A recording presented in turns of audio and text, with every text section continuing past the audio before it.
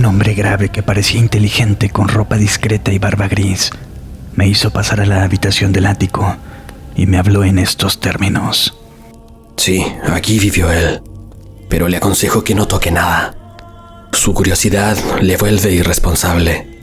Nosotros jamás subimos aquí de noche, y si lo conservamos todo tal cual está es solo por su testamento. Ya sabe lo que hizo. Esa abominable sociedad se hizo cargo de todo al final, y no sabemos dónde está enterrado. Ni la ley ni nada lograron llegar hasta esa sociedad. Espero que no se quede aquí hasta el anochecer. Le ruego que no toque lo que hay en la mesa. Eso que parece una caja de fósforos. No sabemos qué es, pero sospechamos que tiene que ver algo con lo que hizo. Incluso evitamos mirarlo demasiado fijamente. Poco después, el hombre me dejó solo en la habitación del ático.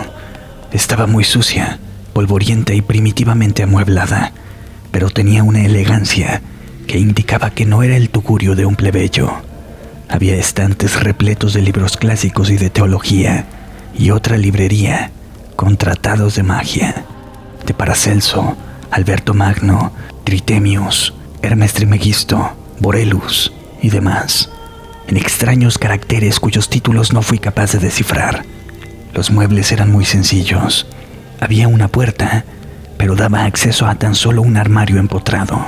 La única salida era la abertura del suelo, hasta la que llegaba la escalera tosca y empinada. Las ventanas eran de ojo de buey, y las vigas de negro roble revelaban una increíble antigüedad. Evidentemente, esta casa pertenecía a la vieja Europa. Me parecía saber dónde me encontraba, aunque no puedo recordar lo que entonces sabía. Desde luego, la ciudad no era Londres. Mi impresión es que se trataba de un pequeño puerto de mar. El objeto de la mesa me fascinó totalmente. Creo que sabía manejarlo, porque saqué una linterna eléctrica, o algo que parecía una linterna del bolsillo, y comprobé nervioso sus destellos. La luz no era blanca sino violeta, y el haz que proyectaba era menos un rayo de luz que una especie de bombardeo radioactivo. Recuerdo que yo no la consideraba una linterna corriente. En efecto, llevaba una normal en el otro bolsillo. Estaba oscureciendo. En los antiguos tejados y chimeneas afuera parecían muy extraños tras los cristales de las ventanas de ojo de buey. Finalmente, haciendo acopio de valor, apoyé mi libro en el pequeño objeto de la mesa y enfoqué hacia él los rayos de la peculiar luz violeta. La luz pareció asemejarse aún más a una lluvia o granizo de minúsculas partículas violeta que a un haz continuo de luz. Al chocar dichas partículas con la vítrea superficie del extraño objeto, parecieron producir una crepitación como el chisporroteo de un tubo vacío al ser atravesado por una lluvia de chispas. La oscura superficie adquirió una incandescencia rojiza y una forma vaga y blancuzca pareció tomar forma en su centro. Entonces me di cuenta de que no estaba solo en la habitación y me guardé el proyector de rayos en el bolsillo. Pero el recién llegado no habló. No oí ningún ruido durante los momentos que siguieron. Todo era una vaga pantomima, como vista desde inmensa distancia, a través de una neblina. Aunque por otra parte, el recién llegado y todos los que fueron viniendo a continuación aparecían grandes y próximos, como si estuviesen lejos y cerca, obedeciendo a alguna geometría anormal.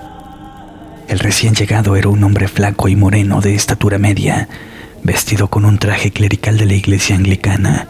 Aparentaba unos 30 años y tenía la tez cetrina, olivácea y un rostro agradable, pero su frente era anormalmente alta.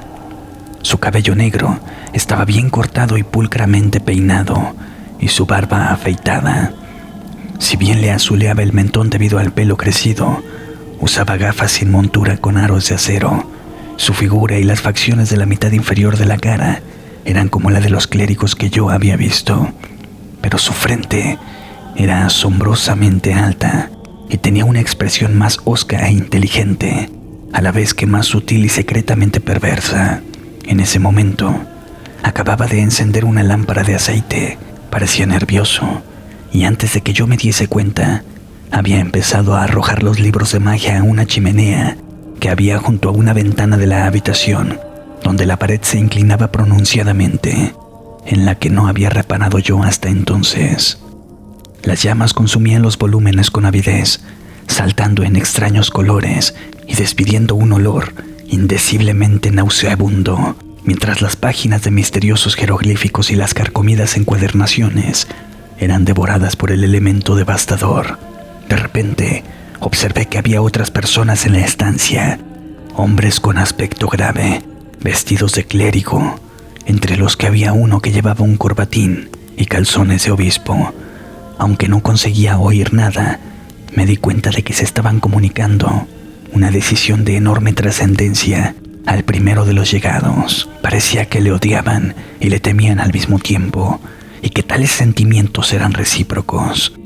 Su rostro mantenía una expresión severa, pero observé que al tratar de agarrar el respaldo de una silla, le temblaba la mano derecha. El obispo le señaló la estantería vacía y la chimenea, donde las llamas se habían apagado en medio de un montón de residuos carbonizados e informes. Preso al parecer del especial disgusto, el primero de los recién llegados esbozó entonces una sonrisa forzada y extendió la mano izquierda hacia el pequeño objeto de la mesa. Todos parecieron sobresaltarse. El cortejo de clérigos comenzó a desfilar por la empinada escalera a través de la trampa del suelo, al tiempo que se volvían y hacían gestos amenazadores al desaparecer. El obispo fue el último en abandonar la habitación. El que había llegado primero fue a un armario del fondo y sacó un rollo de cuerda. Subió a una silla, ató un extremo a un gancho que colgaba de la gran viga central del negro roble y empezó a hacer un nudo corredizo en el otro extremo. Comprendiendo que se iba a ahorcar, corrí con la idea de disuadirle o salvarle. Entonces me vio, suspendió los preparativos y miró con una especie de triunfo que me desconcertó y me llenó de inquietud. Descendió lentamente de la silla y empezó a avanzar hacia mí, con una sonrisa claramente lobuna en su rostro oscuro de delgados labios. Sentí que me encontraba en un peligro mortal y saqué el extraño proyector de rayos como arma de defensa. No sé por qué. Pensaba en que me sería de ayuda. Se lo enfoqué de lleno en la cara y vi inflamarse sus facciones cetrinas, con una luz violeta primero y luego rosada. Su expresión de exultación lobuna empezó a dejar paso a otra de profundo temor, aunque no llegó a borrársele enteramente. Se detuvo en seco y, agitando los brazos violentamente en el aire, empezó a retroceder tambaleantemente. Vi que se acercaba a la abertura del suelo y grité para prevenirle, pero no me oyó. Un instante después destabilló hacia atrás y cayó por la abertura y desapareció de mi vista. Me costó avanzar hasta la trampilla de la escalera, pero al llegar descubrí que no había ningún cuerpo aplastado en el piso de abajo. En vez de eso, me llegó el rumor de gentes que subían con linternas.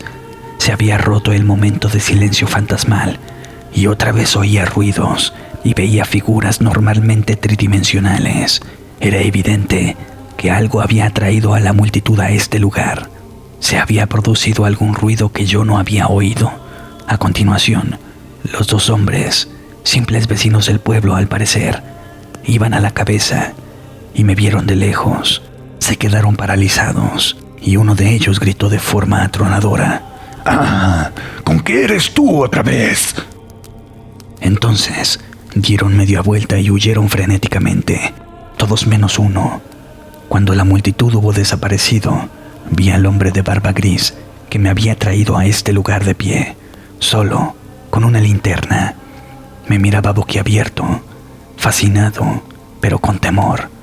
Luego empezó a subir la escalera y se reunió conmigo en el ático y dijo: Así que no ha dejado eso en paz. Lo siento. Sé lo que ha pasado. Ya ocurrió en otra ocasión. Pero el hombre se asustó y se pegó un tiro. No debía haberle hecho volver. Usted sabe qué es lo que él quiere, pero no debe asustarse como se asustó el otro. Le ha sucedido algo muy extraño y terrible, aunque no hasta el extremo de dañarle la mente y la personalidad. Si conserva la sangre fría y acepta la necesidad de efectuar ciertos reajustes radicales en su vida, podrá seguir gozando de la existencia y de los frutos de su saber. Pero no puede vivir aquí, y no creo que desee regresar a Londres. Mi consejo es que se vaya a América. No debe volver a tocar ese objeto. Ahora ya nada puede ser como antes. El hacer o invocar cualquier cosa no serviría sino para empeorar la situación.